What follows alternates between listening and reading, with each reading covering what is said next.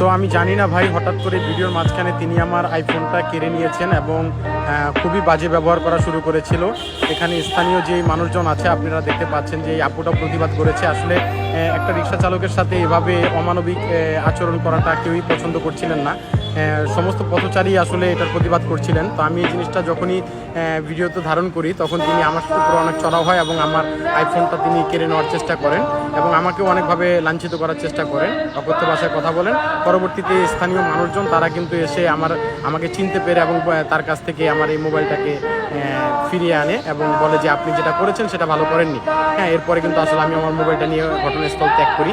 আমি জানি না একজন দায়িত্ববান মানুষ হয়ে তিনি কিভাবে এই ধরনের আচরণ করেন একজন রিক্সা চালক এবং পথচারী মানুষের সাথে। এটা আসলে কোনোভাবে কাম্য ছিল না। আমরা দেখেছি জিনিসটা খুব খারাপ লেগেছে, তাই আমরা এটা ভিডিও করেছিলাম। কিন্তু ভিডিও করাটা কতটুকু যৌক্তিক ছিল সেটা আমি জানি না, আমি কখনো এই ধরনের ভিডিও করিনি। কিন্তু এই ভিডিওটা আমার কাছে মনে হচ্ছিল যে তিনি খুব বাজে ব্যবহার করছেন, প্রত্যেকের সাথে তিনি খুব রাফ ব্যবহার করছেন, যার কারণে আমি ভিডিওটা করেছি। এবং তিনি কিন্তু আমার মোবাইলটা হঠাৎ করে এই যে দেখেন নিয়েছে এবং নিয়ে আমার সাথে অনেকক্ষণ বার্গেনিং হয়েছে, কিন্তু স্থানীয় মানুষজন আমাকে সেখান থেকে সেভ করেছে। আলহামদুলিল্লাহ। সবাই একটু শেয়ার করে দিবেন।